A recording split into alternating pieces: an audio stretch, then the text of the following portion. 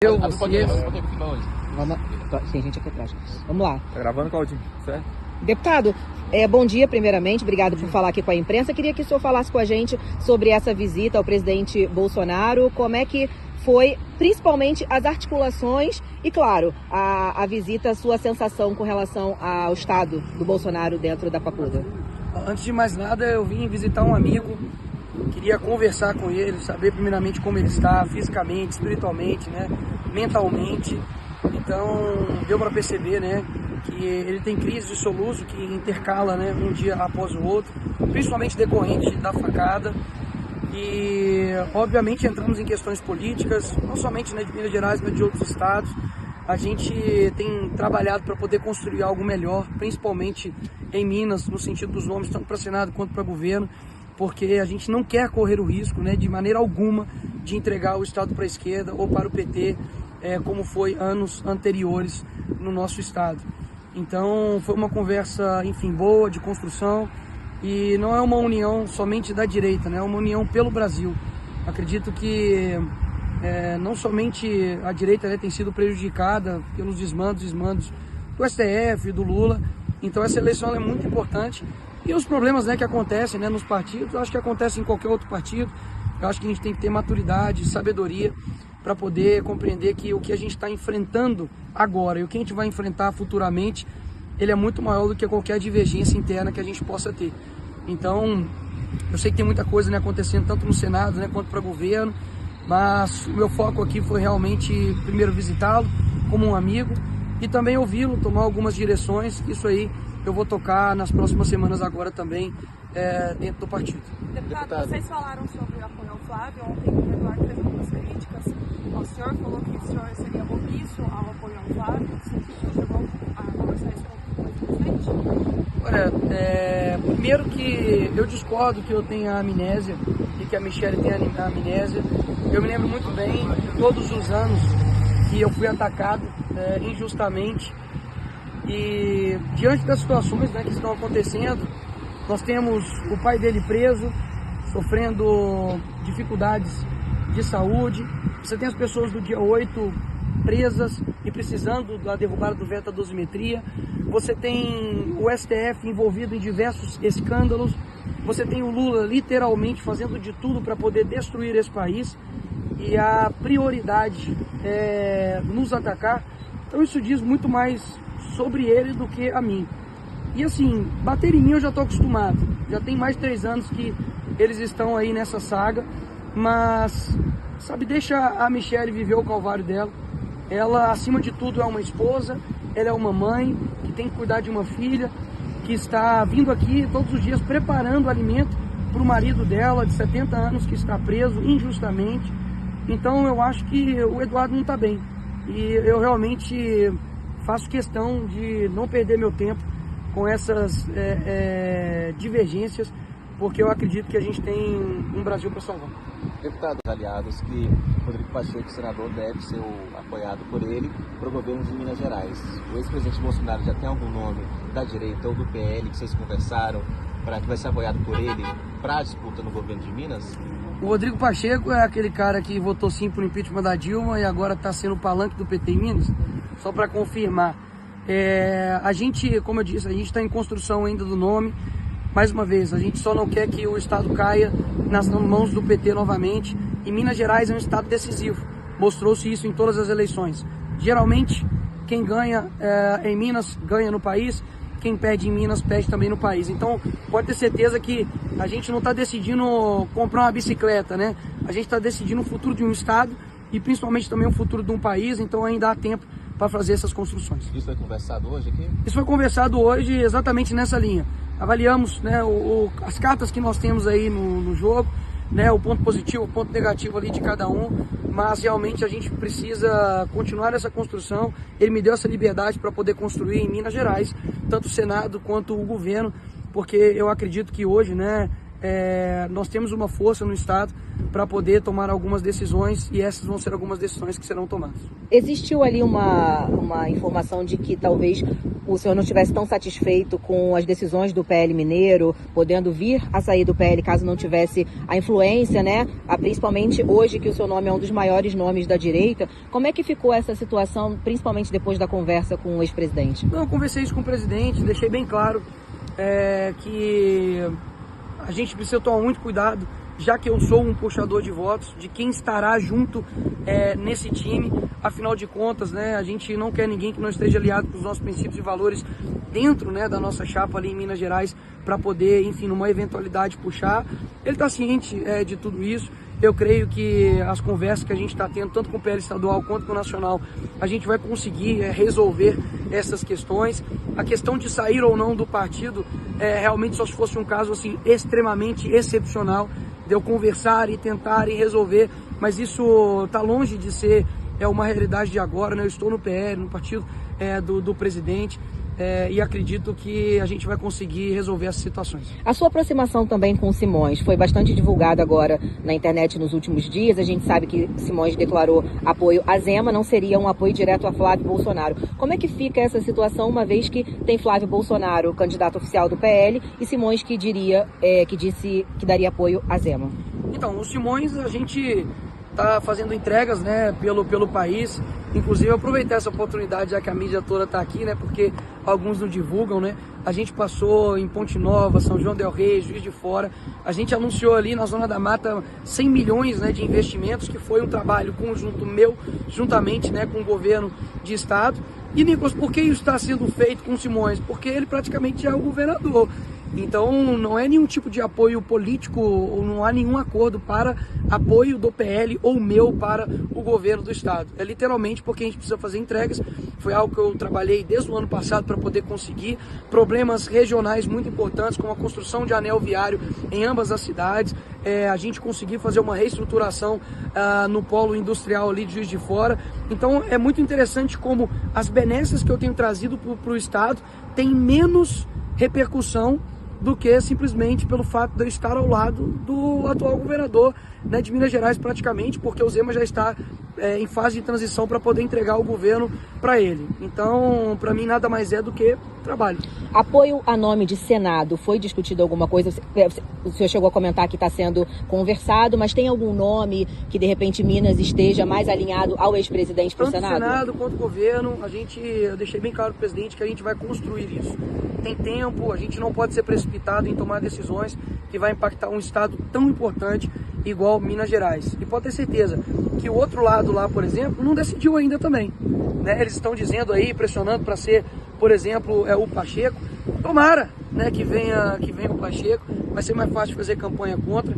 É um cara que, por exemplo, nas últimas eleições municipais não foi nem votar, porque nas eleições de 2020 foi vaiado, né? Ele foi vaiado enquanto votava, então ele não foi nem votar, inclusive no candidato dele, do partido dele, do PSD, que é o falecido Fouad Numan. Então, esse é o cara que a esquerda está querendo colocar, e se eles não escolheram ainda é porque eles sabem que Minas Gerais realmente é uma chave muito importante, e eu também vou ter todo esse cuidado para que a gente não fale com Minas Gerais e a gente não tenha de forma alguma o PT no governo do meu estado. Agora o seu nome enquanto legislativo, o Congresso está retomando o trabalho na semana que vem, algumas pautas são prioritárias, a gente fala aqui, por exemplo, da escala 6x1. Tem algum posicionamento já pensado com relação a essa pauta? Olha, que deva se discutir a escala, não tenho dúvidas. Hoje nós temos um problema com relação à relação de trabalho de empregador e empregado. Agora, o interessante é que a esquerda ela sempre vende algo para o povo de uma maneira mentirosa. A pessoa, por exemplo, que fez esse projeto, ela errou o cálculo matemático das horas. E a escala que está lá não é o fim da escala 6x1 para 5x2, por exemplo. É a escala 4x3. Ela não tinha um estudo socioeconômico do impacto disso. Como que isso vai impactar o mercado? No fim das contas, o empresário vai ter que demitir, ele vai ter que contratar outras pessoas com um salário menor. Então eu acho que a discussão ela tem que ser franca, a discussão ela tem que ser séria. Eu defendo a escala de trabalho no sentido de você ter horas trabalhadas E óbvio, Nicolas, mas como que eu vou negociar isso com o meu patrão? Ele vai querer basicamente ali me oprimir nesse sentido. Você tem ali o Uber, por exemplo, né, que já tem uma flexibilidade maior de horários, pessoas da CLT migrando para a autonomia do Uber, por exemplo. Por quê? Por que isso acontece? E a CLT que eles tanto falam, né, que é boa, que agora, né, muitas das vezes engessa ali o trabalhador, a CLT ela foi inspirada por Mussolini, né, na Carta del Lavoro, e que faz hoje com que o empregador pague impostos gigantescos para o Estado, tenha uma condição, estrutura de vida horrível, enquanto isso muitos trabalhadores não focam para o real problema, que é um Estado que gasta mais do que pode e que está destruindo as relações de trabalho. Por quê? O trabalho não envolve somente o salário. Por que tem brasileiro que sai daqui e vai fazer uma escala 7x0 nos Estados Unidos? Por que tem gente que está saindo daqui e indo para o Paraguai? Gente saindo daqui e indo para outros países?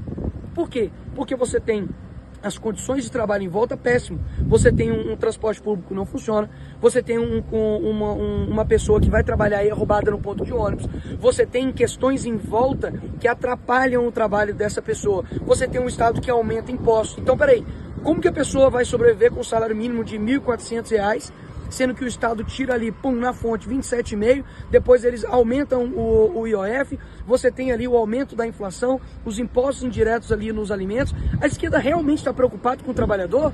Então, por que gastou 85 milhões do dinheiro público no carnaval?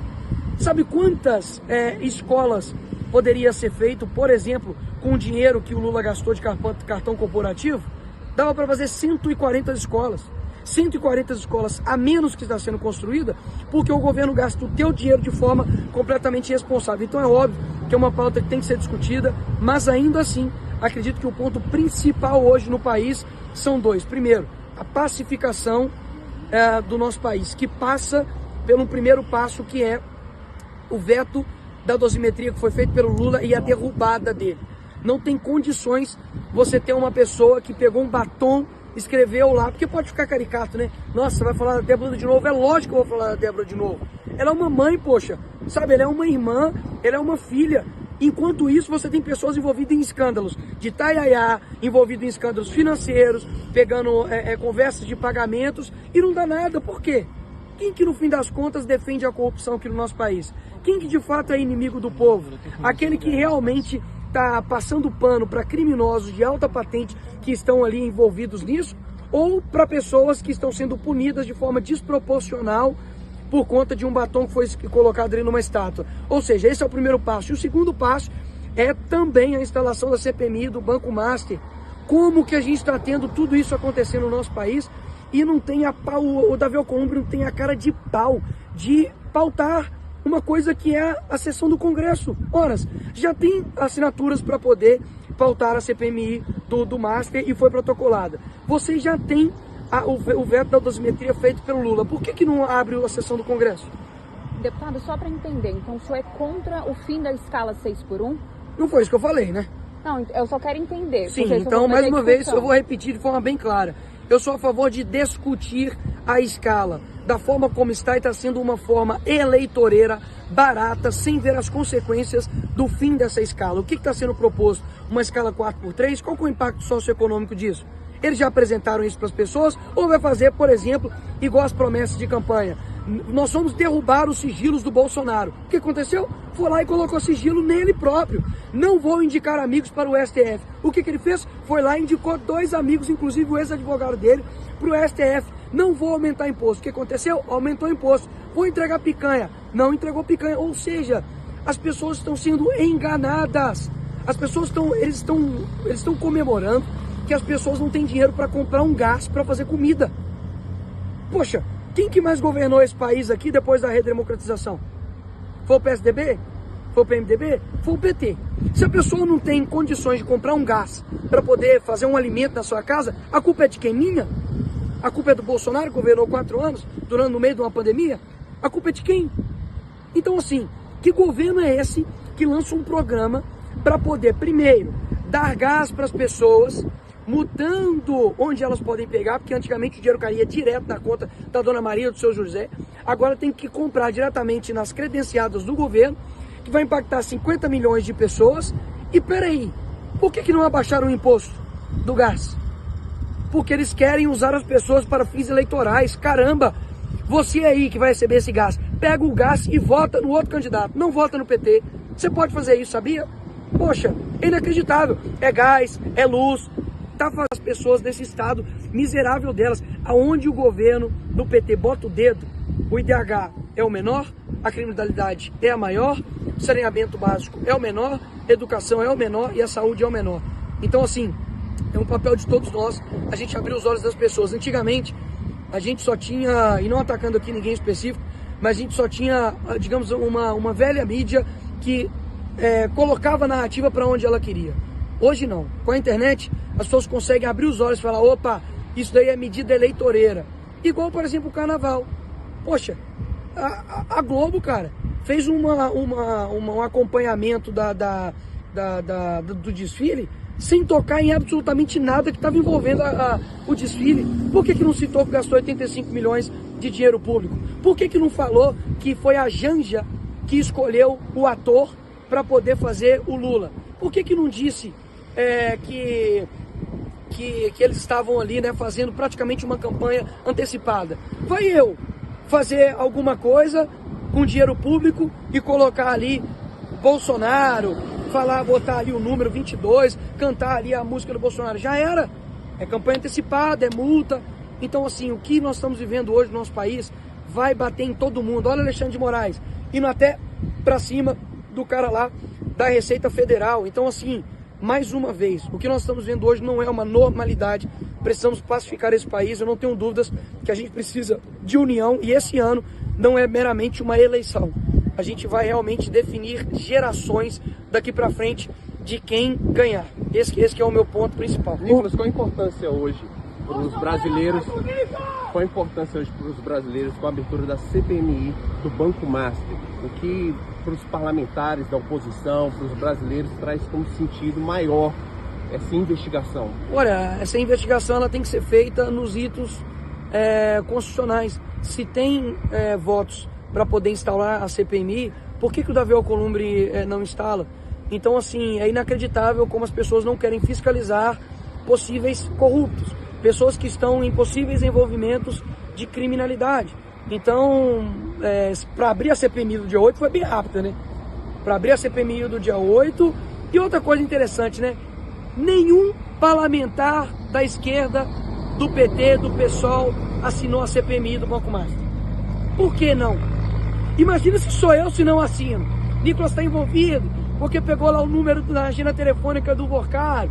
Nicolas conversou com o Vorcaro e tal, né? Agora, o cara que se encontrou com o Vorcaro na agenda secreta dentro da casa dele, que foi o Lula, aí tudo bem.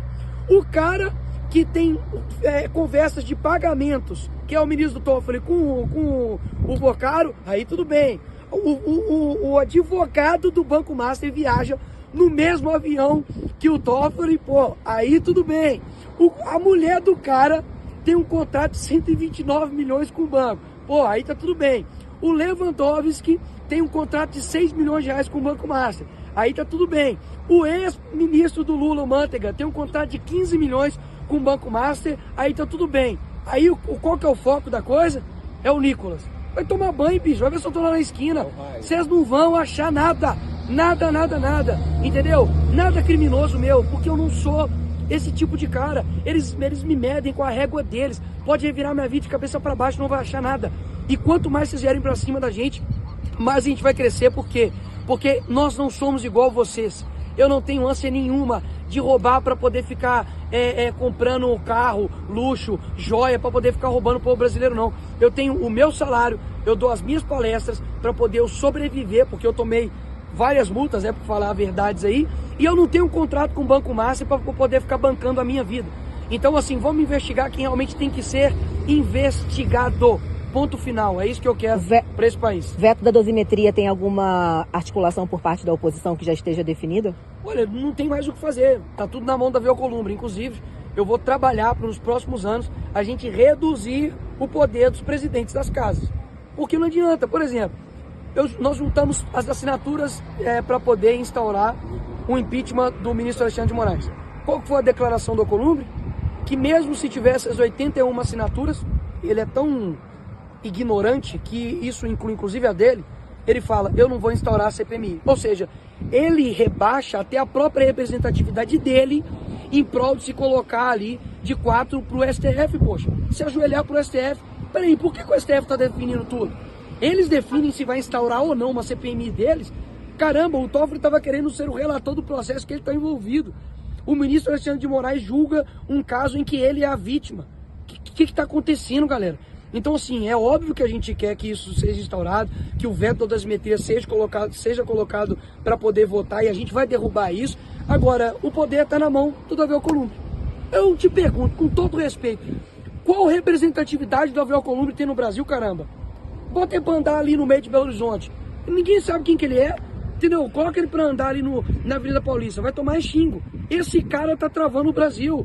E digo mais, ministro André Mendonça, está nas suas mãos a faca e o queijo, como a gente diz em Minas Gerais. Você está com o Banco Master e também agora a questão dos Dias Toffoli na mão. É muito importante que você não decepcione esse país. Eu espero muito mesmo que você tome as decisões certas, que Deus te guie, te dê sabedoria e saiba que eu não estou fazendo pressão aqui ao Senhor. Eu estou dizendo que, na verdade eu estou, mas na verdade 2 pontos. Pressão para que você faça a coisa certa, mas principalmente apoio para que quando você tomar as decisões que precisam ser tomadas, você vai ter pessoas ao seu lado.